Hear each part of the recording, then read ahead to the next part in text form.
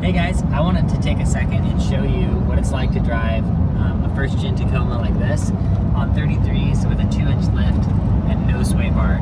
So I took the sway bar out a couple months ago, and it's been one of my favorite changes to the truck in the way that it handles on and off-road really.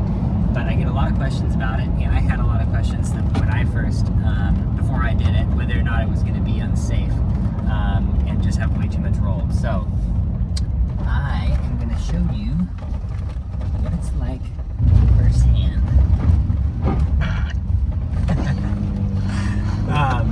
First of all, it made the truck ride a lot smoother, just a lot smoother up front, especially on dirt roads with potholes.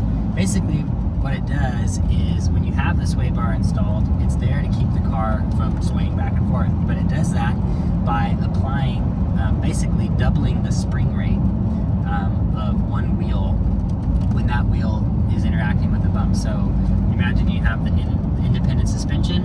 When you hit a bump with one wheel, it wants to travel up, but the sway bar connects the left and the right wheel. It basically tries to push the left wheel up at the same time as the right wheel might be traveling over a bump. It doesn't work well when you're hitting a bump on a single tire. It works totally normal. You have the same spring rate if you're hitting, like, say, a speed bump straight on. But if you were to hit that speed bump at an angle and you're trying to lift one wheel over the top at a time, it basically doubles the spring rate, which translates to a much bumpier, much harsher ride. Without the sway bar, you get actual independent suspension. They can move on their own without affecting the other side, and that's a huge advantage off-road. So now I'm gonna risk my life and do a little slalom and show you from the outside what it's like, how much roll I have in the truck when I'm driving and swerving. So let's check it out.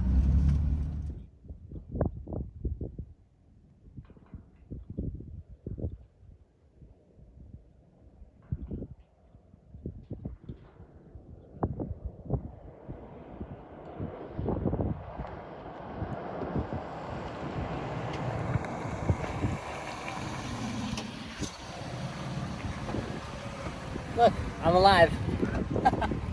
Alright, so hopefully that gives you an idea of what it's like to drive in a truck with no sway bar. Obviously, I was trying to get the truck to swerve. I was swerving. I was swerving in between the lines. I was going about 25 miles an hour. And you can see I didn't flip over. So the only time that you feel it on the road is when you put in a quick input.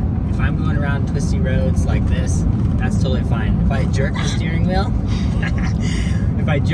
like that, that's when you feel the roll, and that's when it feels like maybe you shouldn't be doing that. But honestly, driving on the freeway, changing lanes, hitting the brakes and turning, going on a twisty road like I am right now, no problem at all. And I should note that my particular setup might be different than yours, but mine is Bilstein 5100 shocks front and back. I have the OEM coils in the front, so they're not heavier. The rear leaf pack is heavier though. It's a homemade leaf pack. It's a combination of two of the stock packs, and I took two leaves out of an old pack and spliced them in, cut them to length and spliced them in the original pack. So it went from, I think it was 4 leaves to 7 leaves, because that does, and I also have a add leaf in there. So the back is quite a bit stiffer than the old OEM ones, and I'm sure that has some play in keeping the truck more stable. But overall, I think if you're interested in trying the truck with no sway bar, give it a shot. You can always put it back on. My biggest takeaway right away was just the ride comfort went up a ton, and the anticipated danger or too much roll just wasn't there. So yeah, thought that might be interesting for you guys. Thanks for watching, and hopefully I'll come up with something better to say at the end of my next video. See you guys later.